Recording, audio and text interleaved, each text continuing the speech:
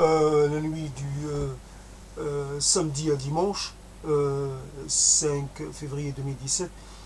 Dans le cadre de ce projet intitulé Question de sémantique, je vais essayer de parler de cette expression horde de gens que je viens d'entendre à l'instant. Donc je fais un truc assez chaud.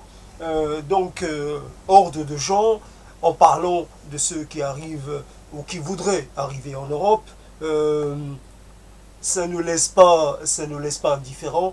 L'utilisation de ce mot, presque ça nous ferait penser aux invasions barbares, la horde, c'est quelque chose qui arrive, c'est un groupe qui arrive de façon assez, qui arrive sans prévenir, en quantité, en nombre suffisant pour enfoncer quelque part, pour s'emparer d'un territoire. La horde, nous avons ce terme de la horde primitif.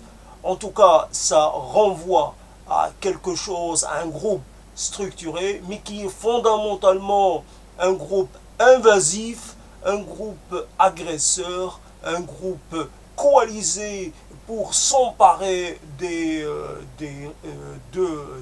comment dire, des ressources de l'ennemi pour occuper son territoire et finalement le remplacer. Il s'agit, là on rentre obligatoirement dans cette histoire, cette affabulation conceptuelle autour du grand remplacement. Évidemment, nous pouvons produire toutes les affabulations qu'on veut. Ça me fait penser cette histoire, donc on est toujours dans la sémantique, de cette histoire que l'on parle de certains pays, certaines régions, on parle de foule grouillante. Foule, alors aussi de foule bariolée, mais on parle de foule grouillante. Il s'agit toujours de ce fantasme de la foule non, innombrable, de la foule presque de la foule sans fin, et quelque chose de grouillant, un peu comme qui grouille, un peu comme chez les insectes sociaux, un peu ou pas, un peu comme chez les insectes. Voilà, on réduit l'humain à quelque chose de l'ordre de l'insecte. Évidemment, je n'ai rien contre les insectes, juste que les insectes nous dérangent, nous envahissent, salissent et portent atteinte, ils sont porteurs de germes, etc. Nous n'arrivons pas toujours à cohabiter avec les insectes, nous devons mener une guerre sans fin, etc., aux cafards et autres. Donc ça grouille. Voilà, c'est une foule une expression qui veut bien dire ce qu'elle dit. Et nous avons aussi par ailleurs ces termes des barbares. Quand nous n'utilisons pas le terme de sauvage ou de sauvageant, nous utilisons le terme de barbare. Invasion barbare. Là, nous sommes toujours dans le côté presque primitif, la force brute, la force qui ne respecte rien, la force qui va tout détruire. Et évidemment, on n'est pas des gens inconscients. Nous savons qu'il y a une pression pour venir en Europe. Il y a une pression venant de l'Afrique et d'autres territoires. Il n'y a pas que l'Afrique, il y a aussi l'Asie, n'oublions pas. Et que les images peuvent donner à penser qu'il y a une pression tellement forte, qu'il y a une telle pression, et que obligatoirement il faut se mobiliser contre, il faut s'armer idéologiquement et militairement pour bloquer ces flots de conquérants, mais conquérants pacifiques, mais conquérants tout de même, ceux qui viennent pour profiter, ceux qui viennent quelque part alors qu'ils ne sont pas invités. Voilà la question. Et cette horde, c'est ce terme que certains utilisent sans vraiment, sans aucune précaution. Ils utilisent tous les termes. D'ailleurs, l'étranger, partout d'ailleurs, l'étranger est toujours celui sur lequel on exerce un mauvais traitement linguistique. L'étranger est toujours celui qu'il ne faut pas côtoyer, qu'il faut fuir, dont il faut se méfier, etc. Il est le danger par excellence. Il n'est jamais celui qui va apporter quelque chose. Il est là pour emporter et rien d'autre. Nous avons donc cette histoire. Je bloque un peu la horde. Pourquoi donc cette histoire que nous avons et que je voudrais traiter dans un autre essai sur les questions sémantiques, en quoi la question sémantique est importante? Parce qu'elle voudrait nous faire croire que les choses sont simples, que d'un côté il y a les bons, il y a les gens légitimes, il y a les gens chez eux et les gens qui viennent les déranger. L'histoire est ce qu'elle est. Il y a des régions qui sont favorables, il y a des régions qui ne sont pas favorables à la vie et aux ambitions et aux aspirations de certaines personnes. Évidemment qu'il y a une attraction, il y a une attirance de certaines personnes vis-à-vis d'autres pays. Comme on peut se déplacer à l'intérieur d'un pays, on peut aussi se déplacer d'un continent à un autre, et l'humanité est devenue nomade en quelque sorte. Elle passe d'un territoire à un autre, on vit où qu'on soit, on vit une époque dans laquelle il y a toujours l'arrivée d'un étranger, qu'il soit touriste, qu'il soit à la recherche d'autre chose que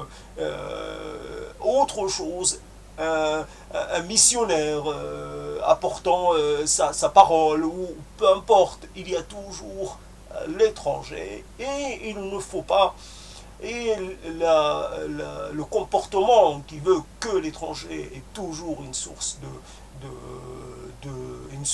de désagrément, et quelque part ça peut être une source de revivification. Il y a obligatoirement dans ce grand mouvement, il y a peut-être des processus historiques ou des processus génétiques ou des processus comment dire, vitaux que nous ne percevons pas quand nous utilisons nos catégories de pensée et nos catégories d'analyse ou de jugement. C'est parce que là, il ne s'agit pas d'analyse, il s'agit d'une prise d'un jugement. On juge que l'autre, il est... En fait, voilà, revient sur le sauvage pour essayer de finir cette intervention sans trop me perdre. Le sauvage et l'autre le ramener toujours à quelque chose qui est de l'ordre de celui qui est l'ennemi de la civilisation, l'ennemi d'un certain mode de vie. L'autre n'est que celui qui menaçant le danger à recevoir l'autre, c'est s'exposer à un danger d'une grande ampleur. Voilà un peu, j'avais envie de parler de ces jeunes qui arrivent. Évidemment, j'avais envie de parler aussi au niveau de questions sémantiques, dans cette confusion entre le mot réfugié et immigrant. Tout le monde est d'une certaine façon mis dans sous le même vocable, et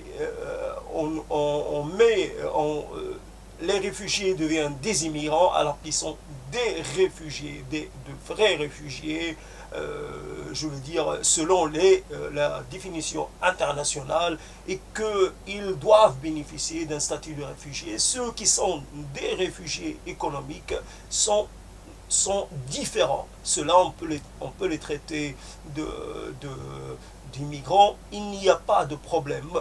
Il faut poser la question. Pourquoi est-ce qu'il y a ce déséquilibre? Qu'est-ce qui cause ce déséquilibre et qui fait en sorte qu'il se perpétue, qui fait que, par exemple, un pays comme la Côte d'Ivoire, qui était un pays assez aisé économiquement, qui se trouve à exporter certains de ses citoyens pour aller en Europe chercher à travailler. Comment un pays comme le Nigeria, qui est un pays riche, se retrouve à exporter ses citoyens. Comment un pays comme l'Algérie aussi. Comment des pays qui ont des ressources qui sont considérés comme des pays à fort potentiel ont du mal à trouver comment occuper, comment employer leurs citoyens, leur population. Il y a qui doit participer à cette grande entreprise. A priori, les budgets d'aide ou développement ne suffisent pas. A priori, toutes les politiques poursuivies jusqu'à maintenant n'ont pas donné les résultats escomptés. Il faut peut-être essayer d'inventer d'autres, trouver des alternatives et il faut renverser les paradigmes. Et quelque part, nous, à un moment donné, il y avait ce discours sur les menaces qui sont portées sur les producteurs locaux en Afrique, qui sont concurrencés par des produits venant d'ailleurs, et qui sont vendus moins cher. Et il y avait cette histoire. Nous devons peut-être, pour sortir de ce comment dire, de ce positionnement, de cette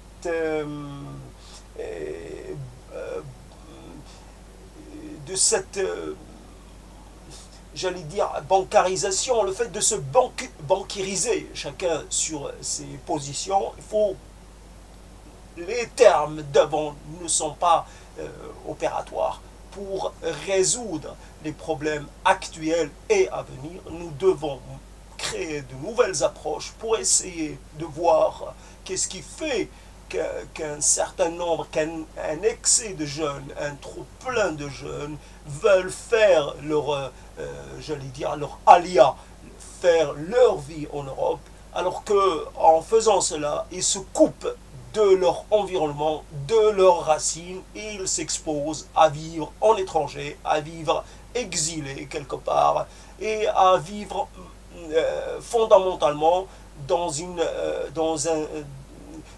ambiance et dans un environnement qui n'est pas le leur, et à vivre mal finalement.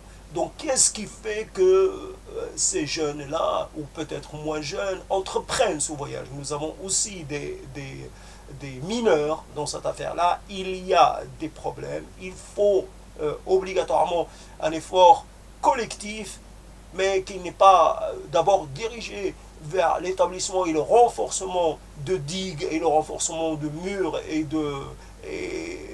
etc. et de barrières, mais plus à traiter les problèmes à l'origine, traiter les problèmes bien avant qu'elles ne prennent ce tour dramatique et ce tour presque irréversible. Quelque chose qui fait, peut-être en encourageant des régimes plus en capacité de mieux gérer les ressources, et plutôt en travaillant pour que chaque pays puisse développer des politiques adaptées aux aspirations de sa jeunesse, et chaque pays puisse permettre à sa population de vivre de ses ressources, de vivre chez elle, et non pas d'aller s'expatrier et d'aller s'exiler. Donc je n'ai pas très bien traité de la proposition, j'ai un peu galéré, et donc certaines questions sémantiques ne sont pas toujours porteuses d'un potentiel très intéressant. Nous devons tout de même, il ne s'agit pas d'un exercice comme ça pour le plaisir, il s'agit de comprendre que dans ce monde, les mots ont une valeur, les concepts ont une valeur, et de comment dire, de permettre à des concepts de revoir la lumière, de réexister, de nouveau de les, comment dire, de les actualiser, de les, presque de les, il faut que je, comment dire, il faut que je trouve le terme, le fait de les relégitimer, le fait de les revivifier, ce n'est pas la solution. Il y a des concepts liés à une certaine vision, à certains rapports entre diverses populations. Nous devons trouver des concepts qui nous aident à régler les problèmes et non ceux qui voudraient toujours pratiquer l'aveuglement et pratiquer le mépris et le dédain et la distanciation qui n'a pas de sens. L'autre est aussi une partie de moi. Quand quand les populations européennes sont parties habiter en Amérique, il ne viendra à l'esprit de personne de leur demander de revenir chez eux. La terre appartient à tout le monde. À un moment donné, ce sont des cycles presque naturels. Les populations se déplacent en fonction des ressources et cela est légitime. Il faut le voir un peu sur le long terme, il faut le voir dans sa globalité. Il y a un mouvement de population mondiale.